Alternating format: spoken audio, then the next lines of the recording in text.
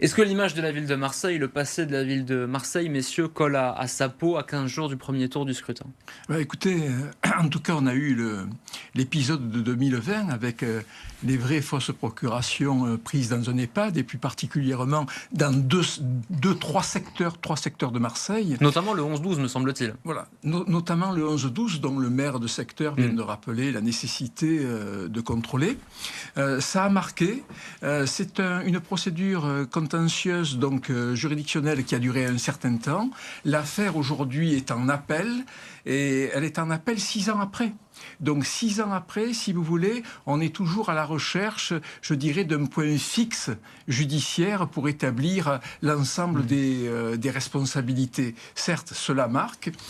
Ensuite, la deuxième chose, c'est que il y a un point à bien préciser.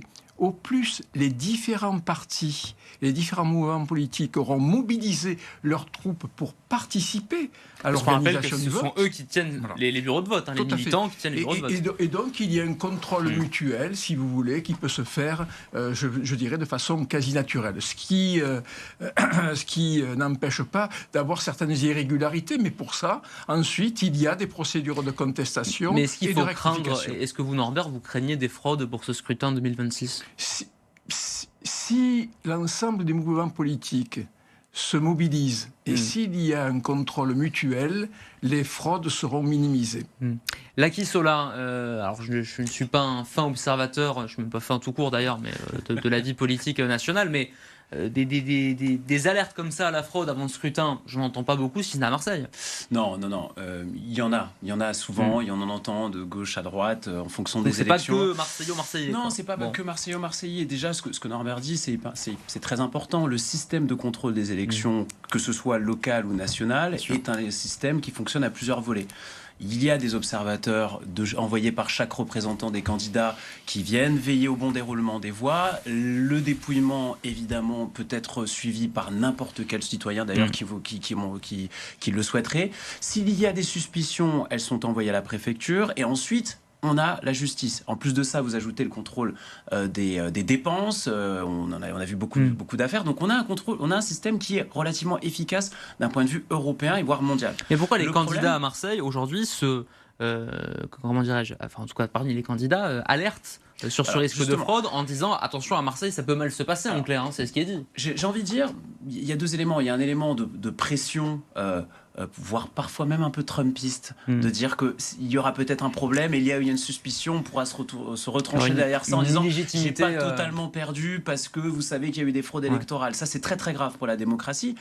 Et puis d'un autre côté, j'ai envie de dire, il y a peut-être un effet positif parce que plus on a peur qu'il y ait de fraude, plus il y aura de contrôle et au final tout se passera bien. Et s'il y a des accusations de fraude, au moins on pourra dire regardez, il y avait quand même des observateurs de part et d'autre et on n'a rien constaté dans le fond.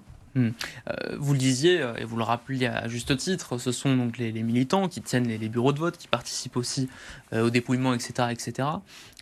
Aujourd'hui, il faut, entre guillemets, non seulement inviter les gens à aller voter, bien sûr, mais aussi à participer de façon plus administrative, si j'ose dire, à ce scrutin démocratique, et c'est pas toujours gagné d'avance.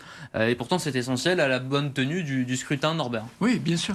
C'est un autre volet de la crise des partis aussi. Il peut y avoir des militants, je dirais, de rue, des militants, je dirais, d'événements, puis il y a des militants d'organisation politique. Et ce sont ces militants-là qu'il faut toucher pour qu'ils puissent être présents. Certainement qu'il y a certaines variations, je dirais, de mobilisation entre partis. Mais c'est aussi un rôle des leaders politiques d'amener à eux ces militants d'organisation et d'organisation du vote. Je le redisais, il n'y a rien de plus efficace qu'un contrôle mutuel au sein des bureaux de vote lors du dépouillement. J'ai posé la question à Norbert, mais je pose la même question à Laki. Est-ce qu'il faut craindre, dans 2 semaines, des situations à minima litigieuses dans les bureaux de vote marseillais ? On peut les craindre. Je pense que, alors, quand on parle de litige, faut qu'on fasse attention à ce qu'on dit. C'est-à-dire, est-ce qu'il y a des choses qui seront litigieuses d'un point de vue légal, ou est-ce qu'il y aura des choses qui seront tendues, voire conflictuelles d'un point de vue des représentants des candidats?